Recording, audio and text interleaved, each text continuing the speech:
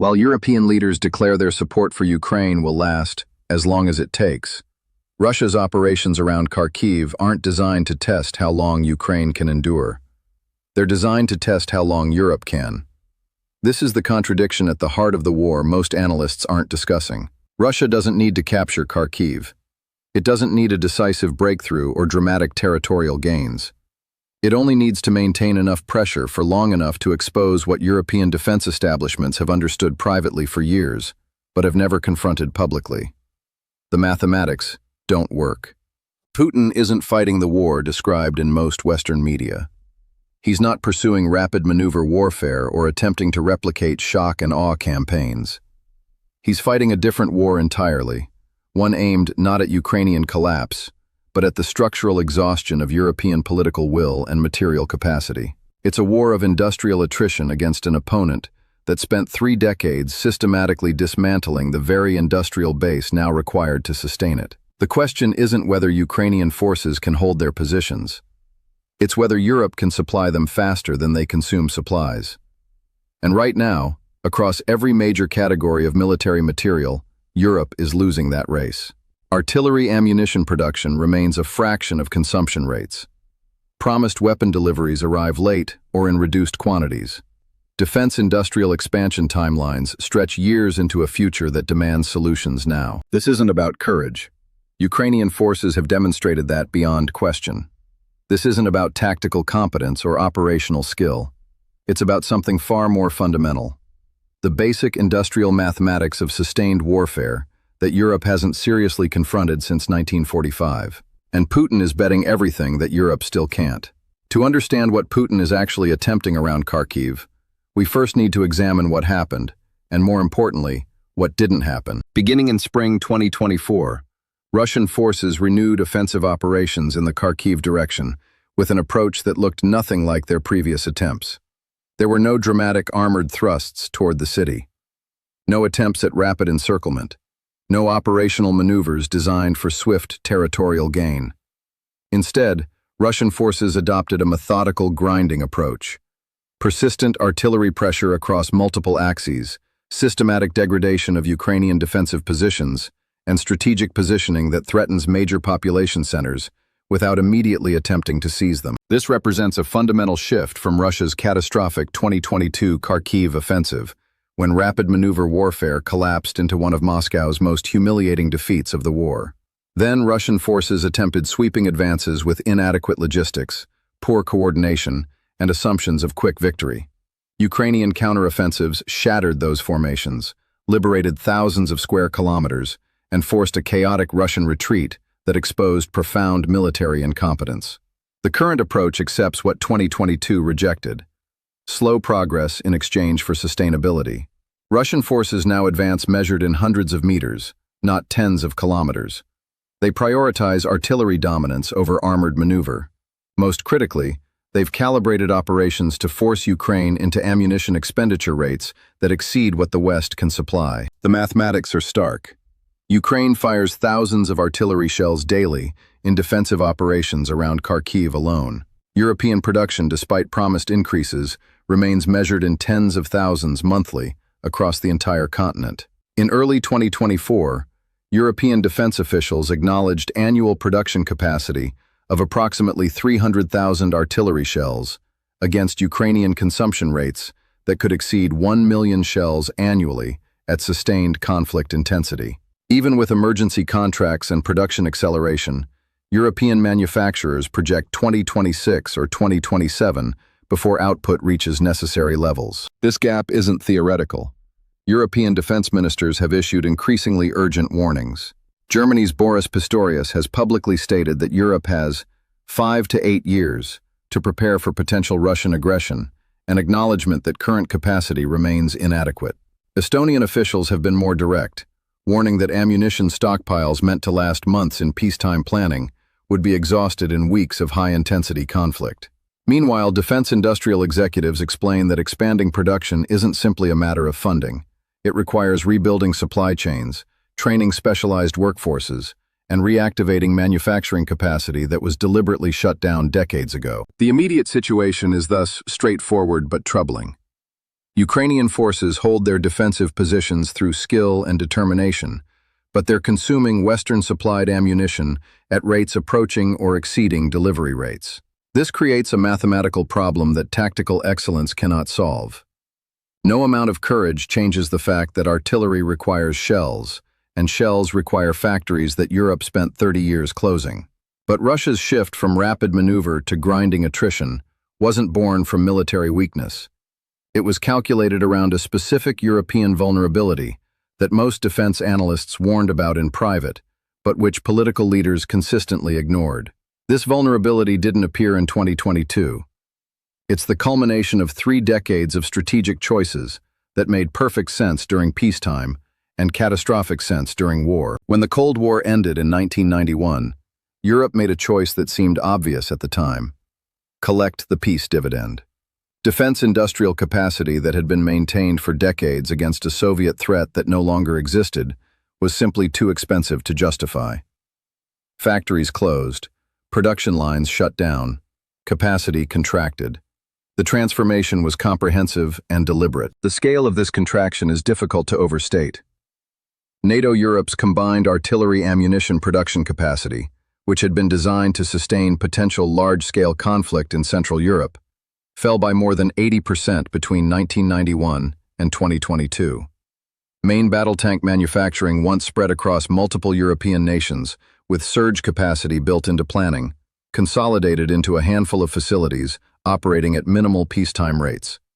Propellant and explosives production facilities, expensive to maintain and politically unpopular to host, closed entirely in several countries.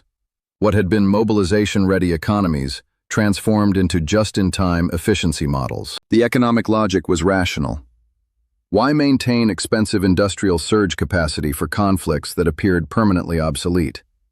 The post-Cold War security environment seemed to reward different capabilities entirely. European militaries restructured around expeditionary operations, counterinsurgency, and limited interventions alongside NATO allies, particularly the United States. These missions required technological sophistication, precision weapons, and professional volunteer forces, not mass production of conventional ammunition. Defense budgets shrank as percentages of GDP. What spending remained prioritized advanced systems over industrial capacity. Russia, meanwhile, took a different path. While its economy contracted severely in the 1990s and defense spending fell dramatically, Moscow maintained core mobilization-era production infrastructure. Ammunition factories continued operating even at reduced capacity. The military-industrial complex remained structured for mass production rather than efficiency optimization. Russian military doctrine evolved explicitly around artillery-intensive attrition warfare, not because of technological preference, but because Russian planners studied Western operations in Iraq, Libya, and Afghanistan, and drew specific conclusions. They observed that Western technological advantages in precision strike and air superiority were devastating in short-limited conflicts, but depended on assumptions of brief duration and permissive logistics. Russian doctrine deliberately designed capabilities to negate these advantages: mass artillery to substitute for precision, dense air defense to contest air superiority, and operational approaches built for duration rather than speed. Where Western militaries optimized for rapid, decisive operations, Russia optimized for sustained, grinding conflict. The warning signs appeared well before 2022. Russia's 2014 annexation of Crimea and intervention in eastern Ukraine demonstrated both capability and intent, yet triggered minimal European defense industrial response. The window between 2014 and 2022 represented an opportunity to rebuild capacity that was largely squandered. NATO logistics commanders raised alarms about ammunition shortfalls. Defense industrial executives warned that production lines once closed couldn't simply be switched back on. Specialized machinery had been sold or scrapped, skilled workers had retired or moved to other industries, and supply chains had dissolved. When full-scale war came in 2022, the realization hit like a shock. European ammunition stockpiles designed to last months in peacetime planning scenarios would be depleted in weeks of actual high-intensity conflict. Economic advisors explained what should have been obvious: industrial mobilization requires multi-year timelines. You cannot quickly rebuild what took decades to dismantle. These weren't mistakes or oversights. They were rational economic decisions made in a security environment that seemed fundamentally transformed. But they created a specific structural vulnerability that Russian military planners identified years before 2022. And Kharkiv is where Putin tests whether that vulnerability is fatal. Because what's happening around Kharkiv isn't really about Kharkiv at all. It's the physical manifestation of a strategic calculation that most European capitals still refuse to fully acknowledge. Putin's actual strategic calculation is simpler and more sophisticated than most analysis suggests. He doesn't need to defeat Ukraine militarily. He needs to outlast European industrial and political staying power. Everything happening around Kharkiv follows from this logic. Russian operations there are specifically calibrated to maintain pressure at levels that force high Ukrainian ammunition consumption while remaining sustainable for Russian logistics and casualty tolerance. This isn't the maximalist approach of 2022. Russian forces aren't attempting operationally significant breakthroughs that would require unsustainable resource commitment and risk catastrophic failure. Instead, they maintain constant tactical pressure across multiple axes, enough to force Ukraine into continuous defensive ammunition expenditure, but not enough to trigger the kind of crisis that might provoke direct Western intervention or justify unsustainable Russian losses. The genius of this approach lies in its multi-layered nature. It simultaneously tests three critical variables: European industrial capacity, political cohesion, and American strategic attention. Can European factories scale production fast enough? Can democratic governments maintain public support for sustained economic sacrifice? Can Europe manage its own security, or does it require permanent American underwriting? Each question probes a different vulnerability, and Putin needs only one to break in his favor. Intelligence assessments and leaked discussions from Russian leadership circles reveal explicit calculations around European production timelines. Russian planners know that European ammunition production won't reach adequate levels until 2026 or 2027 at the earliest, even with emergency industrial expansion already underway. This creates a critical window period where Ukrainian consumption will continue exceeding Western supply capacity, regardless of political commitments or financial pledges. The mathematics are simply unfavorable, and mathematics don't respond to declarations of resolve. This is economic warfare as much as military conflict. Every month of sustained operations forces European governments into politically toxic choices. Defense spending increases require either accumulating debt that markets and voters punish cutting social programs that electorates depend on, or raising taxes that governments fear will cost them power. All three options are corrosive in democratic systems facing regular electoral cycles. Autocracies don't face the same constraints. Putin doesn't answer to bond markets or voters on two-year schedules. The diplomatic calculation runs parallel. As costs mount and battlefield stalemate persists, Putin bets that European unity will fracture. Different nations have radically different threat perceptions and tolerance levels for economic sacrifice.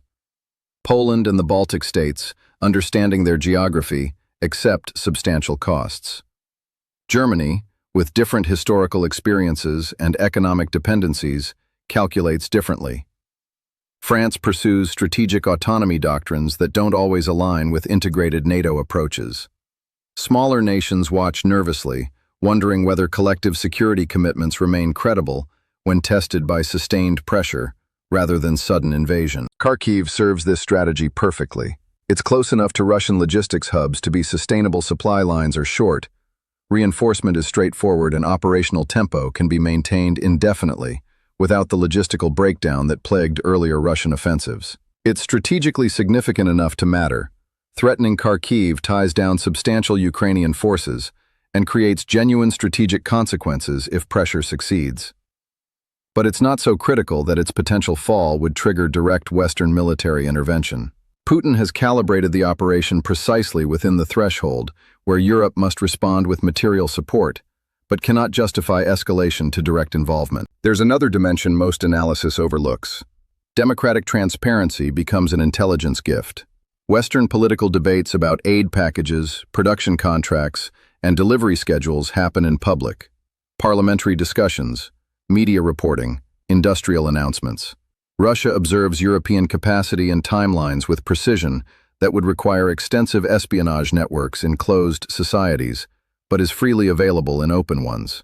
When a European defense minister announces a contract to deliver a specific number of artillery shells by a specific date, Russian planners incorporate that information directly into operational calculations. The sustainability equation thus becomes clear.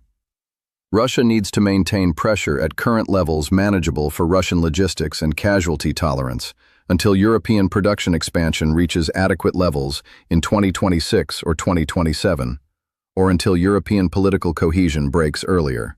Ukrainian forces can hold positions indefinitely if supplied adequately, but adequately requires ammunition delivery rates that don't yet exist and won't exist for years. The question isn't whether Ukraine can defend Kharkiv. It's whether Europe can sustain Ukraine's defense faster than Russia can sustain pressure.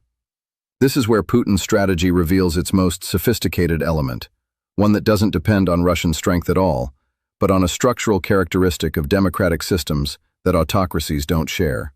And it's already working.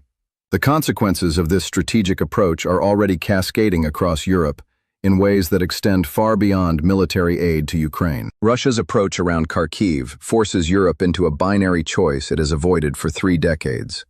Either accept the security costs of strategic dependence or undertake the economic transformation necessary for genuine autonomy. There is no middle path that preserves both current economic models and credible security guarantees. The consequences cascade across multiple domains simultaneously. Economically, European nations now confront an uncomfortable reality. Adequate defense industrial capacity requires not just increased spending, but structural economic reorganization. Maintaining surge capacity, factories that operate below maximum efficiency during peacetime but can rapidly scale during crisis, contradicts everything modern market economics optimizes for. Just-in-time supply chains, lean manufacturing, and efficiency maximization all work against the redundancy and excess capacity that strategic resilience requires. Europe must choose between economic efficiency and strategic security. It cannot have both. Militarily, the lesson is equally stark.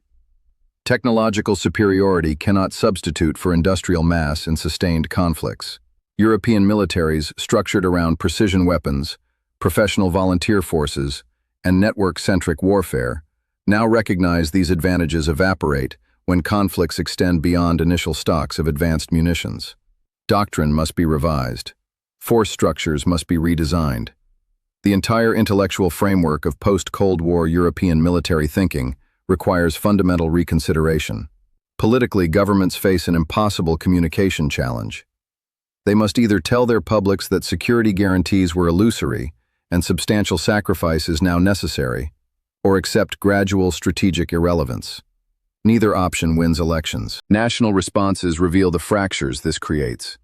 Poland is rearming at remarkable speed, committing to defense spending levels that dwarf most European nations, and acquiring capabilities at a pace Western Europe cannot match. Polish leaders understand their geography. They know what Russian pressure means and accept the economic costs of preparation. France pursues renewed strategic autonomy doctrines that increasingly conflict with integrated NATO approaches, seeking European defense independence that often sounds appealing in Paris, but creates coordination challenges across the alliance. Germany engages in hesitant partial mobilization, rhetorical commitments to transformation that proceed slowly through bureaucratic and political resistance, revealing the gap between declared intentions and implemented policy. Smaller nations watch with growing anxiety. If collective defense commitments prove insufficient to sustain Ukraine against Russia without total American underwriting, what does this reveal about their own security? The theoretical guarantee of Article 5 meets the practical reality of industrial capacity, and the mathematics are troubling. The transatlantic implications cut deeper. If Europe cannot sustain Ukraine, a non-NATO partner, against a middle-tier power like Russia, without complete American military and industrial support, what does this reveal about European capacity to manage its own security environment? The question of European strategic autonomy, debated theoretically for years now, receives an empirical answer that few in Brussels wanted to confront. Meanwhile, other regional powers observe carefully. China watches whether sustained pressure can exhaust democratic coalitions, before autocratic systems exhaust themselves. Iran notes whether Western resolve weakens over time when conflicts don't conclude quickly. North Korea sees whether industrial capacity matters more than technological sophistication in extended conflicts. The signal being sent extends far beyond Ukraine. It's a demonstration of whether democratic systems can organize for sustained strategic competition. Europe's vulnerability isn't confined to military-industrial capacity. Energy dependence, supply chain fragility, and economic interconnection create multiple pressure points. Russia has already demonstrated willingness to weaponize energy exports. The same structural dependencies that made economic sense during peaceful integration now represent strategic liabilities during confrontation. And there's the timeline crisis. Even if Europe commits to full defense industrial mobilization today, production capacity won't reach adequacy for years. Emergency contracts signed now won't deliver at scale until 2026 or 2027. This creates a window of acute vulnerability that adversaries understand and can exploit. But the deepest implications aren't about military capacity at all. They're about whether democratic political systems can make and sustain decisions that require present sacrifice for future security. And here's where Putin's calculation becomes most dangerous. This raises the most critical question. What happens next? Because the trajectory we're on leads to several distinct endpoints, none of them comfortable. From here, the conflict can evolve along several distinct trajectories. Each leads to fundamentally different outcomes, not just for Ukraine, but for the entire architecture of European security. Scenario 1. European industrial mobilization succeeds. In this path, Europe achieves significant defense production expansion by 2026 to 2027. Ammunition supply stabilizes at rates that meet or exceed Ukrainian consumption. Sustained material support enables Ukrainian defensive stability, and Russia's attrition strategy fails to break either Ukrainian resistance or European resolve. This scenario requires extraordinary sustained political will across multiple electoral cycles, significant increases in public spending that demand either higher taxes or reduced social programs, and fundamental economic reorganization that contradicts market efficiency principles. It demands that democracies maintain focus and accept sacrifice for years without immediate victory or clear endpoint. Historically, this is difficult, but it's not impossible. It requires the kind of peacetime industrial coordination Europe hasn't attempted since rearmament in the late 1930s, executed this time before catastrophe rather than after it begins. The implications would be profound. It would demonstrate that democratic systems can organize for sustained strategic competition, potentially deterring not just future Russian pressure campaigns, but signaling to China and other revisionist powers that Western resolve shouldn't be tested through attrition strategies. But it requires surviving years of acute vulnerability first, the window between commitment and capacity where Europe remains exposed. Probability assessment. Difficult but achievable if political conditions align. Requires Germany, France, and other major economies to accept economic reorganization costs simultaneously, which demands either extraordinary political leadership or threat perception severe enough to override normal political resistance. Scenario 2. Negotiated stalemate. The conflict stabilizes along roughly current lines. Neither side achieves decisive advantage. Mutual exhaustion leads to informal ceasefire that gradually hardens into frozen conflict. Face-saving diplomatic formulas emerge. Russia doesn't formally annex all occupied territories. Ukraine doesn't formally cede them, and Western nations provide security guarantees for remaining Ukrainian territory without actual NATO membership. This pathway emerges from mutual recognition that neither military victory nor complete collapse is achievable at acceptable cost. Russia maintains territorial gains, but fails to break Ukrainian statehood. Ukraine survives, but diminished, having lost substantial territory and population. Europe avoids the full costs of industrial mobilization, but accepts a contested security architecture, where Russian military pressure remains a permanent feature of the strategic landscape. Putin achieves partial objectives: territorial expansion, demonstration of Western commitment limits, and preservation of Russia's capacity to threaten further pressure. Ukraine survives as independent state, but in weakened form. European security order remains fundamentally contested rather than resolved. Probability. moderate and increasing if current trajectories continue without significant change. This is the natural equilibrium point if European industrial mobilization proceeds slowly, while Russian pressure remains sustainable. Neither side strong enough to prevail, both capable of preventing defeat. Scenario 3. Gradual Western disengagement. Political will fractures across Europe, the United States, or both. Aid commitments decline. Delivery timelines extend. Public support erodes under economic pressure and competing crises. Electoral changes bring governments less committed to sustained support. Ukraine, facing ammunition shortfalls and declining Western backing, is forced into unfavorable settlement that concedes substantial territory and accepts constraints on sovereignty and future security alignment. This is Putin's preferred scenario, and the one his entire strategy explicitly targets. The pathway is straightforward. Sustained pressure exposes the gap between political commitments and material capacity costs mount without resolution. Publics tire of sacrifice for distant conflicts, and electoral democracy does what electoral democracy does: responds to voter preferences for reduced costs and concluded commitments. The implications would be catastrophic for European security architecture. Western security guarantees would suffer massive credibility damage.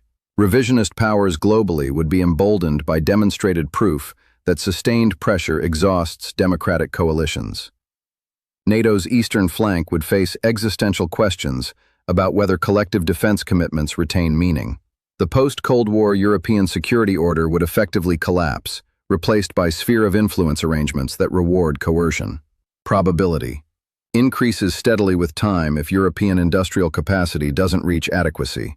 Every month of continued pressure without resolution, every budget debate about defense spending versus social programs, every electoral cycle that brings new governments, all create opportunities for fracture that Putin's strategy is designed to exploit. Scenario 4.